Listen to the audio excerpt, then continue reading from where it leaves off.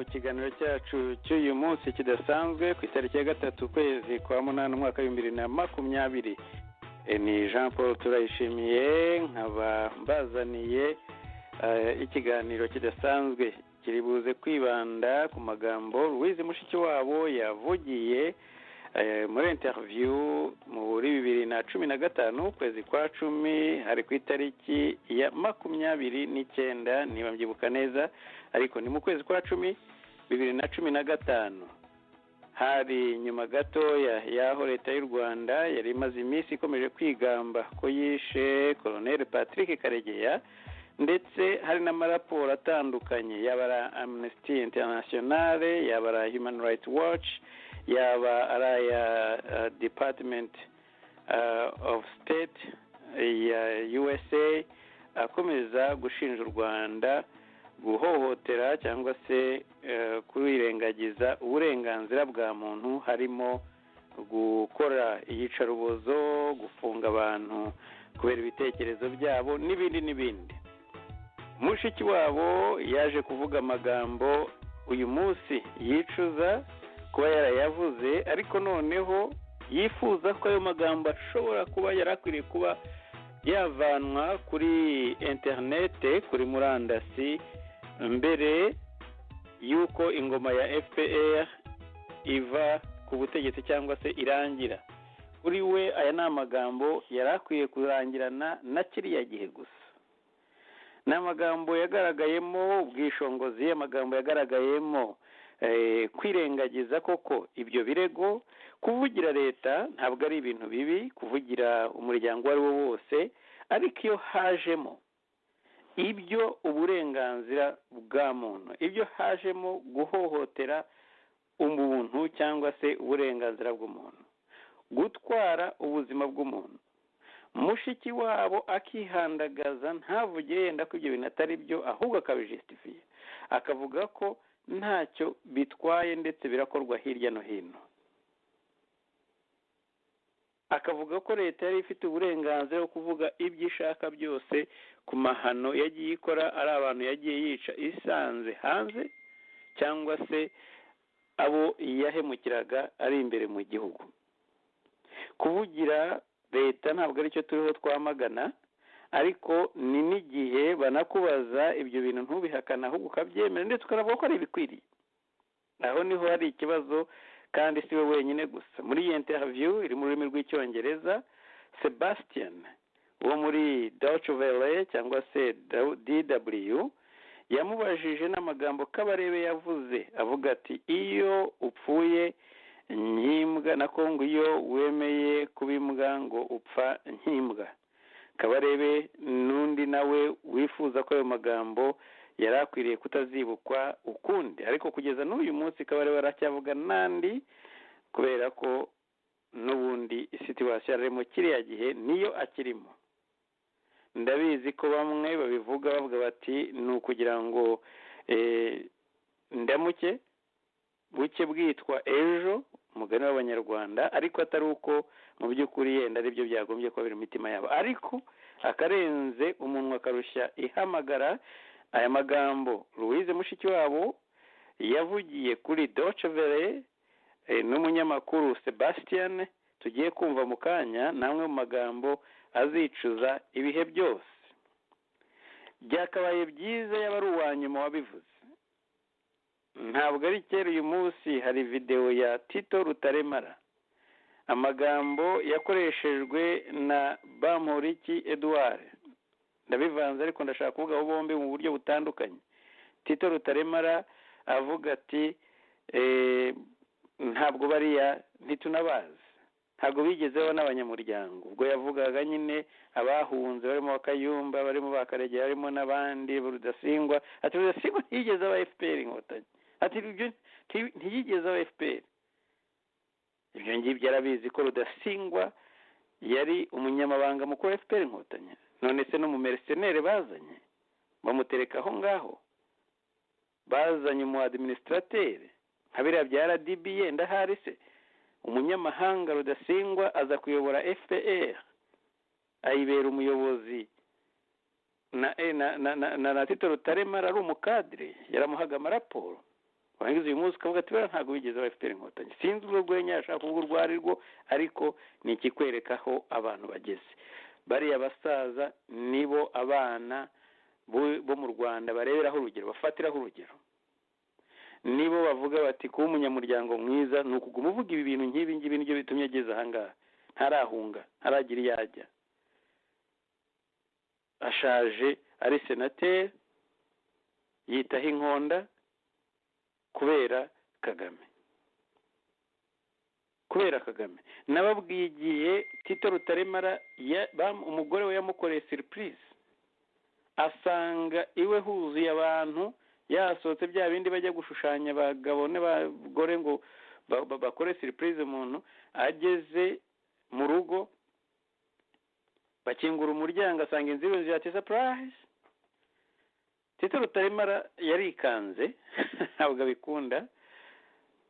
Yenda icyo ngicyo turagihuje jye nawe, ariko amagambo yavugiye aho niyo yari message ikomeye, niyo yaranze iyo birthday surprise cyangwa se iyo ariko nabyita gutungurwa, ariko byo gushaka kumunezeza kubera isabukuru y'amavuko. Umugore yari yakoze yakonspirinze n'abandi bacuti be, avuga ati ariko mwebwe iyo muza gukora ibirori nk'ibi mwishimye biki?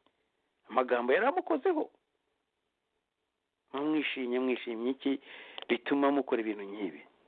Kuko icyo gihe hari muri terms mbi cyane na Kagame. Uyu munsi agahenge karabonetse, none ati Rudasingwa ntabwo yigeze aba FPR. Bariya bose ntibigeze aba FPR. Jewe nabibyemera ko ntabaye, ariko abo bandi avuga bagize amanama hamwe, aya bita ya NEC, araya biro politique, arayo mu ibanga, ndetse bamwe bamurushaga na position, nubwo yari umuntu w'imena n'umudepite wa FPR no mu gihe cy'amashyaka, ariko y'amashyaka menshi, ariko kuvuga amagambo nkariya ni umurengwe. Ntabwo nabyita umurengwe, sinzi ko nabyita, kuko ndabizi ko ibyo arimo kuvuga arabizi. Hari ahantu yageze aravuga ati bariyo bavugira ahangaha nk'Abamporiki nibura. Urumva ko nawe nibyo yakwifuje, kuko yenda iyi ngoyi atekereza ko icyo kiri mu byatuma ibavaho. Ngaruke kuri Louise Mushikiwabo, ndetse simutindaho, nuko gusa ngiye gukina audio muri buze kwiyumvira, iri muri rurimi rw'icyongereza. Ni amagambo umunyamakuru wa DW cyangwa se Deutsche Welle yamucaniriye amubaza kari murore. Iyi interview nasanze tutagomba kuzajya kuyishakisha, yenda tutazi naho twayikura. Reka tuyibikira ahangaha kuri Radio Iteme, ejo n'ejo bundi tuzayikoreho reference. Ni amagambo yagaragaje koko kuba umumotsi wuzuye, hamwe uvuga uti nta kintu nashobora gukora, I can do anything, icyo ari cyo cyose cyo kuvugira Kagame, icyo ari cyo cyose, nubwo cyagabanya ubumuntu bwanjye. reka tumwumve. Mwakoze kubana nanjye muri aka kanya gatoya, ahasigaye ubutaha tuzabakinira nayo akabarebe. Mwumva ayo magambo bumva ururimi rw'icyongereza, abandi yenda hari tuzagerageza kubivuga mu ncamake, ariko mwarabyumvise, reka tubisubiremo. 21 years after the genocide in Rwanda, the country is stable and the economy is growing fast. But questions about its human rights record refuse to go away. My guest today here in Berlin is Rwanda's Foreign Minister, Louise Mushikiwabo. Does she care at all what the critics think?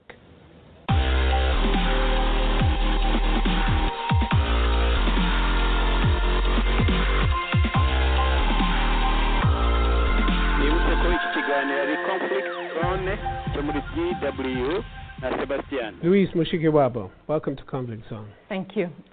I'm sure you're aware of the Ibrahim Index of African Governance. It's just published its 2015 report. It's the most comprehensive Africa-based survey of its kind.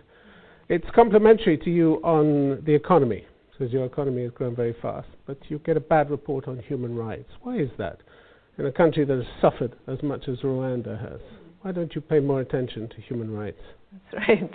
Well, Rwanda is,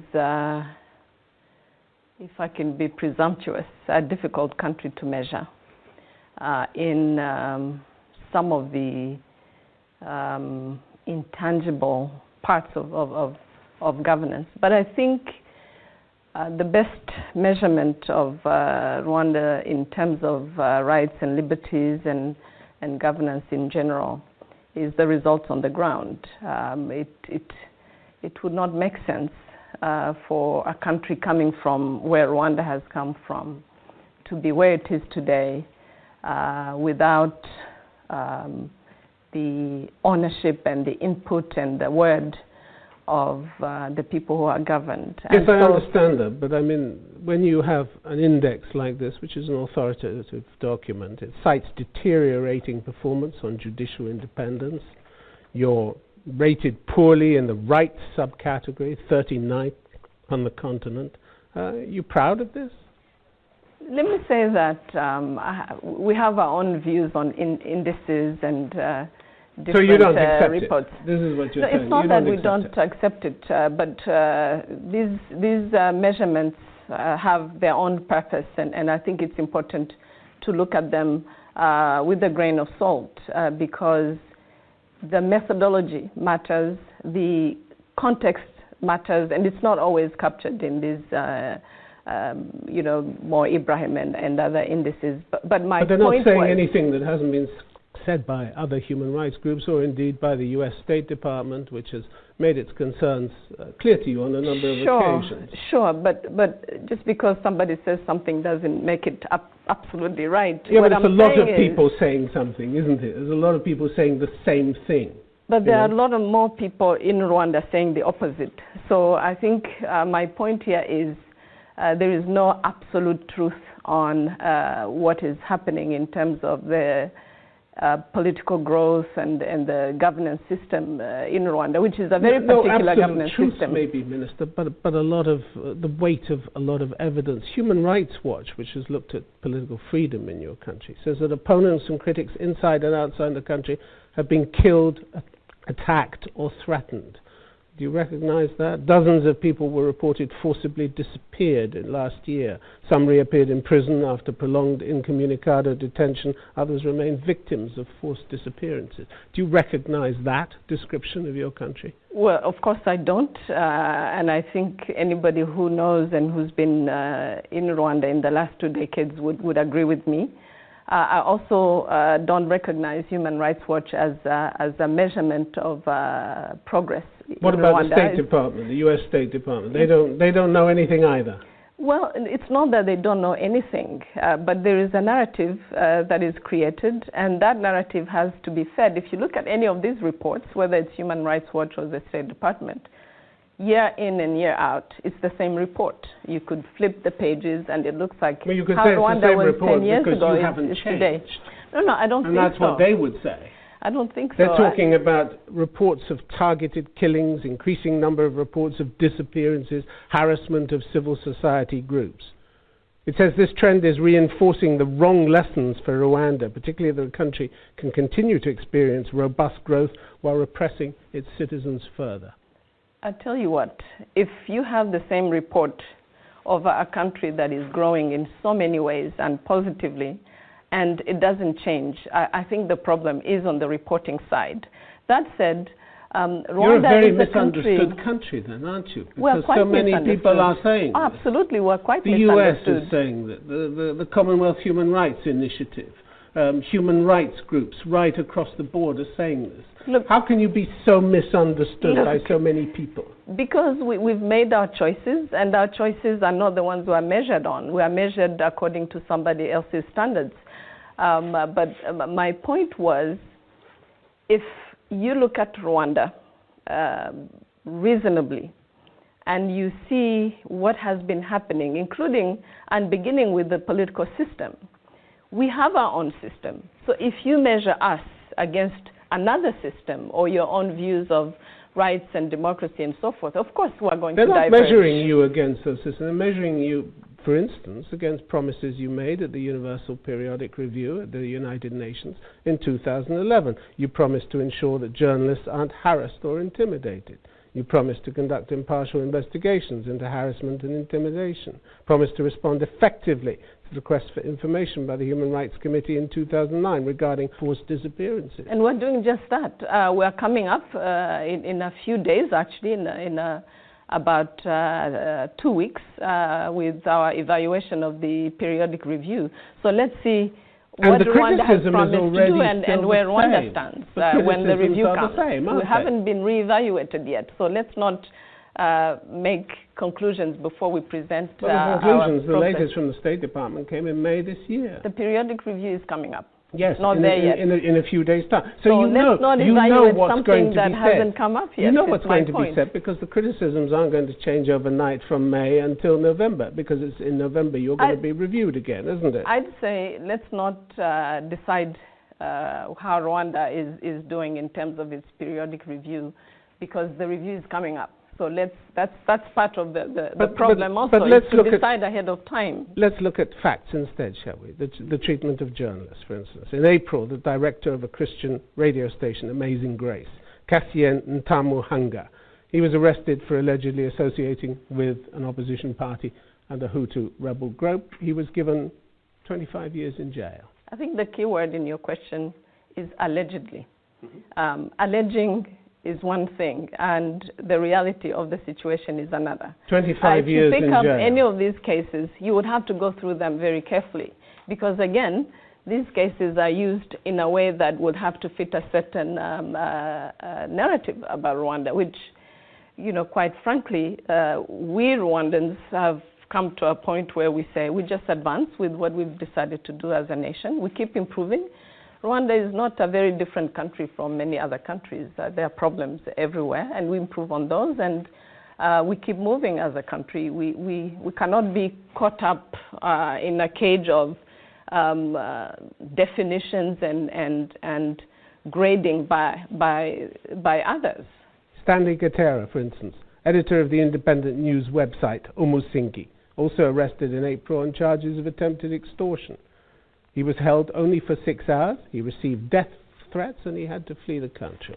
I don't think extortion is something that is allowed just because you're a journalist. Sometimes... but he was only held for 6 hours. Sometimes journalists commit crimes as well. So extortion, just because you're a journalist, doesn't mean you should be engaged in extortion and get away. If he had committed a crime, he would have been held for longer than 6 hours. Crimes are committed everywhere. He would have been held for longer than 6 hours, Minister, wouldn't he? But he got death threats, and so he was forced to leave the country. That's you and him saying that.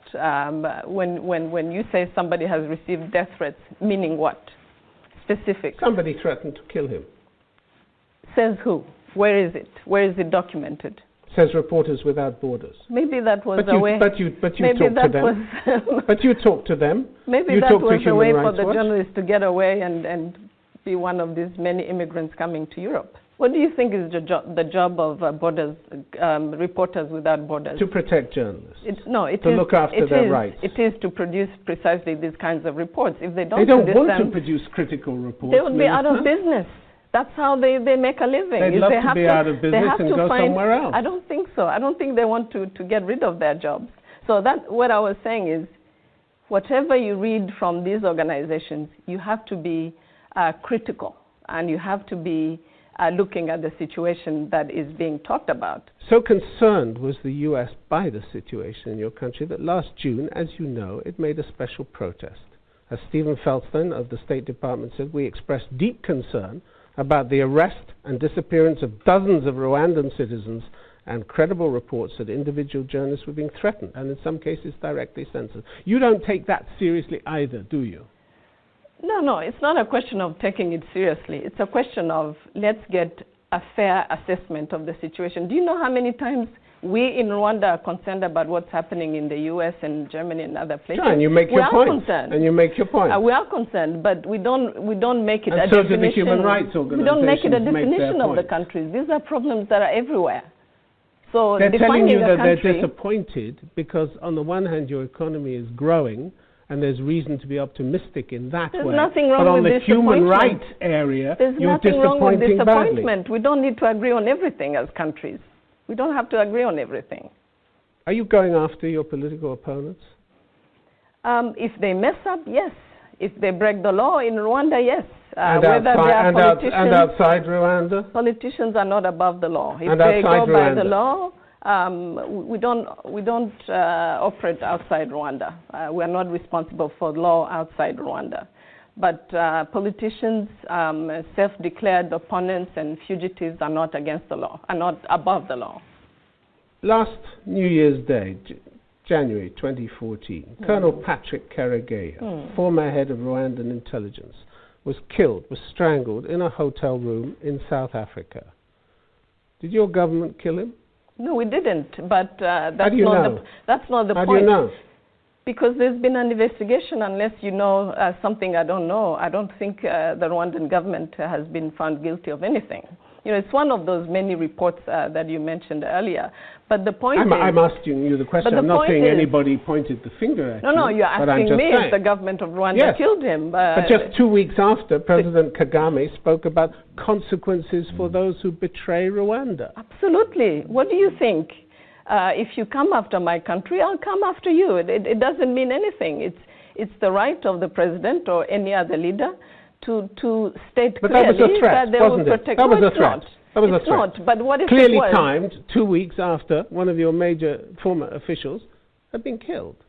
Governments. In a brutal murder. Governments worldwide go after enemies of governments. They don't go and kill them. There's nothing very... Oh, you want me to give you examples? Sure. There are many governments that go after their enemies everywhere. And you don't. What do you think happened to bin Laden? And you don't. What do you think happened to bin Laden? Was he an official or was he a terrorist? Oh. What was he? This man in South Africa who's official? He's a fugitive. He left Rwanda many years ago. He betrayed his country. He came after his country, funding and working with the genocidal militia in the DRC. You don't call that an enemy? After Karegeya's murder, your defense minister said, if you choose to be a dog, you die like a dog. So he was celebrating this murder. Are you saying Rwandan officials should keep their mouths shut to please some other people? And are you saying it's not unseemly to celebrate a brutal murder? Rwandan officials have every right to make statements about their country and people who threaten their country. And to celebrate a brutal murder in those terms? That's you. If you choose to be a dog, you die like a dog. I mean, this is not a saying that came from Rwanda. That saying is not a Rwandan saying, but it's the right of Rwandans who are in charge of protecting the country to be very clear about what happens when you try to destabilize the country.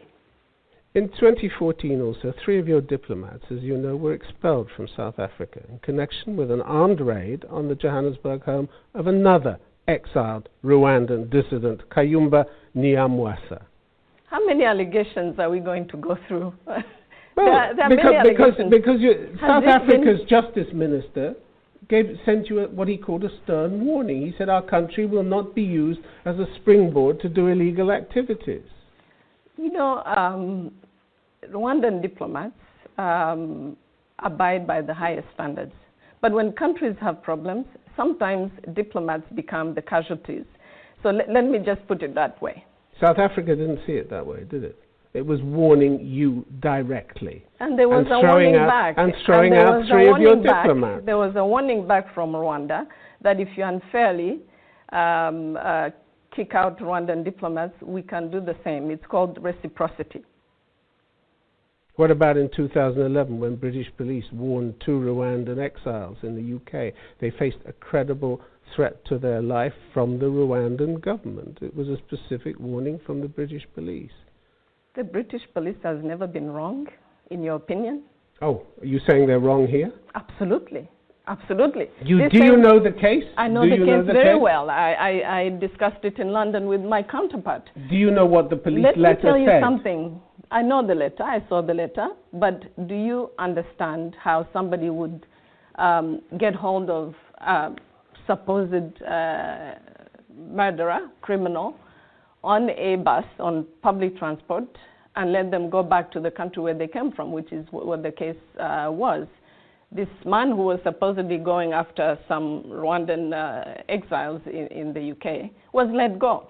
So how does Rwanda then become guilty of anything? If you catch a criminal, you let them go, how does that make a case against Rwanda? The letter said reliable intelligence states that the Rwandan government poses an imminent threat to your life. We can talk about reliable intelligence coming out of the UK and other countries for a long time. I'm saying police can be wrong. Politics can get in the way of police and other reports. I'm not particularly convinced just because the police issued a letter. But it's a pattern, isn't it? In April 2011, if you want to make it a pattern, I could pick up something that happens here in Berlin every morning and I can show you a pattern. People get killed, but people it's threat disappear. After threat after threat. No, it's up to you if you want to put them in a package. I can pick up an issue on the street of any capital here in Europe and create a pattern. So it's just purely people misunderstanding your country. It's not just misunderstanding, it's wanting to portray the country a certain way. So you don't accept any of these criticisms which are made in a constructive way. You deny everything. Absolutely don't. I am saying each case needs to be taken in the context of the politics of Rwanda and these countries and organizations and be looked at. It's not the truth of the Bible. I'm not quoting the Bible, and these are serious allegations that are being made about your country, time and time again. Let's just agree that they remain allegations. When you adjudicate these, then we can sit and talk. Your government doesn't like being challenged, does it? Oh, we don't like being criticized. We unfortunately are a government, and there's always criticism in politics.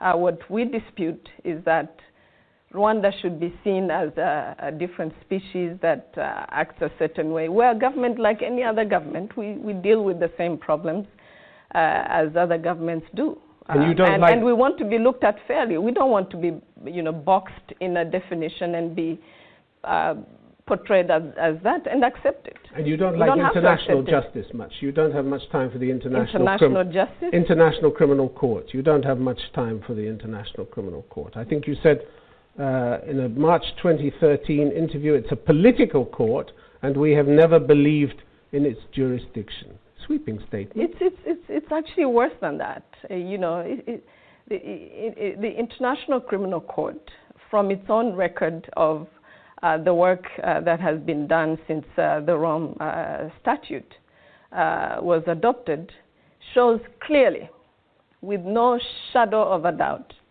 that it is a court created for Africans, and it is used mostly by Europe to manipulate African politics. And you cannot tell me... Where does the ICC chief prosecutor come from? Where is a white man? Where is a white man convicted by this court from the moment it started? Are you telling me there are no crimes in parts where people have a lighter skin? We don't believe in that court. Should we look at the facts? We never wanted to belong to the Rome Statute. Should we look at the facts? look at all the African cases before the court. They were either referred by African countries themselves or referred by the Security Council with African approval. So what has Africa got to complain about? Come on.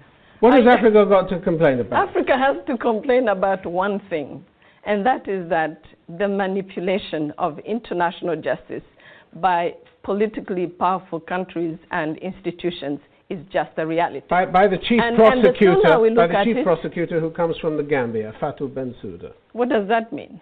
She's African. You mean no African can serve the interests of other places other than Africa? Let's look at the cases before. No, I mean, tell me. No. Is it unheard of that I'm trying to look at the facts. Yes. On Darfur, for instance, Democratic Republic of Congo, Benin and Tanzania voted to refer Darfur to the ICC.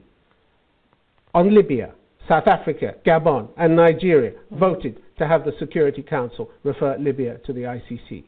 Ivory Coast accepted the jurisdiction of the ICC.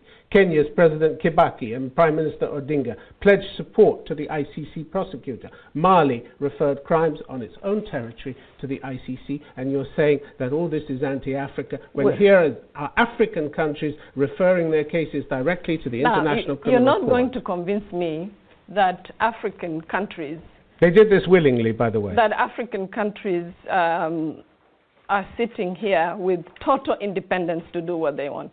We don't live in the same world. So they were forced to refer their own cases to the International Criminal Court? Do you want me to give you cases where countries were trying to adhere to other organizations and they were told if you don't adhere to the ICC, you will not get into, say, the World Trade Organization? Come on. You and I know the manipulation of international justice. It's a fact. So all these African countries gave in to Western pressure. Is this what you're telling me? No, I think this isn't credible, Minister. This isn't credible. Let's be serious here. I'll tell you what is credible. You are going to see how African countries are one by one going to get out of this court. If they were so happy, they will not stay. They will not be getting out of this court. You and I are sitting here. Just watch it. They will. You know. No, I agree with you. No. Let me tell you something. When this court will. started, and the idea of this international court that will serve all of us, it was supported. Who would not support justice? Who would not support international justice? But do you want justice? The practice is that the lighter you are skinned, the lighter skin you are, the less guilty you are. Minister, criminal court. Do you want justice or do you want impunity? Because we saw it last July at an African Union summit where you voted for the new African Court of Justice and Human Rights, and the first thing you did was to bar the court from prosecuting sitting African leaders. You don't want justice, you want impunity, don't you? For the big guys. You want them to be able to get away with anything, don't you? Come on. First of all, there are many non-African leaders that enjoy some level of impunity. I won't get into names here, but the court itself is problematic. And when the African Union said, please allow African heads of state to run their countries and complete their term, then if you have something, you can go after them. We were not listened to. 2 million dead in the DRC, 1.3 million in Uganda. If this court is going to be serving the interests of some and not others, then let's not call it international. And you think impunity for all your leaders who stay in office year after year is serving the interests of justice? What crime impunity? Is there? Is there a crime to stay in office? Is that a crime? Under which code? I didn't say, but no, you are calling them criminals. You want impunity for them, that they can't be shifted because of international impunity has justice? To be linked to crime. What crime are you accusing Africans together of? They're ruling out any possibility of them being accused of any crime, because they can't be under the statute that you passed in July at an African Union summit last year. Africans don't believe in impunity. Let's be serious. We don't believe in impunity. That's why we set up this African court that many other actors are actually trying to sabotage. But we need to be serious about this. Which actually cements impunity. It cements impunity for the leaders. Justice does not belong in one part of the world. Africa is very capable of dispensing justice. We've just been very slow, that we have to admit, to get this court to function properly. But the idea that Africans are criminals and the rest of the world, you all are clean, is just a fantasy. Is President Kagame going to run for another term in 2017? You've I got hope president so. elections. I One hope so. more leader who can't bear to give up power? I don't like this qualification of one more African leader. We are very different, all of us. Africa is not one country. Each country has its own situation. In the case of Rwanda, and President Obama's warning, Africa's democratic progress is at risk from leaders who refuse to step aside when their term ends. Oh, President Obama or anybody else are free to say what they want. They're And free you to don't give think anything, you don't take any opinion. notice of it? It's not about taking notice. It's about the decision is by Rwandan. It's about the Rwandan people. They're the ones who know who should govern them and speak. That said, anybody can say what they want. They're free to express their opinion. And that's it. You just go on and on putting yourself forward for election. Question for you this time. Do you actually believe that who governs Africans is a decision of foreign leaders? Is that your idea of democracy? Louis Mushikiwabo, it's not me who's being questioned. Thank you very much for being on Conflict Zone. It was it was a pleasure. I enjoyed it. Thank you.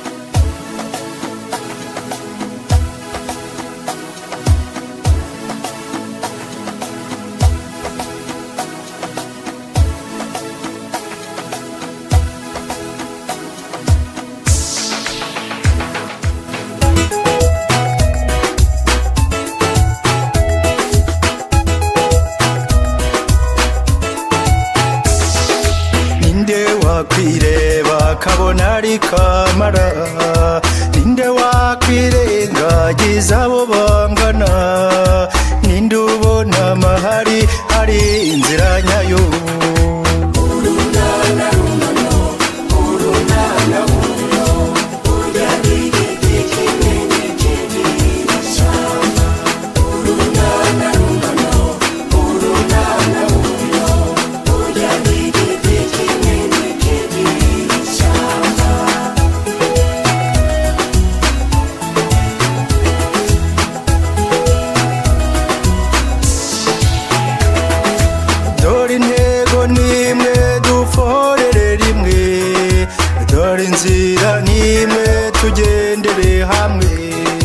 dufata n'urunana tutizanye intege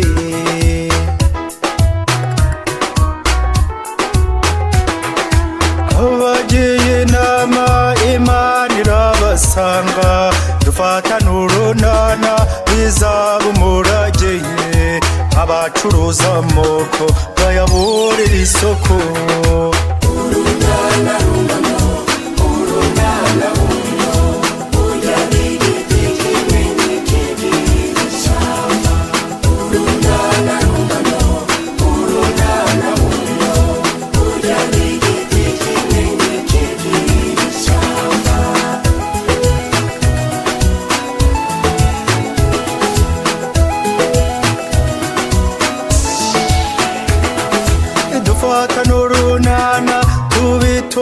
abato mu muco karande tubegere hamwe abashaka intambara barindira ubusa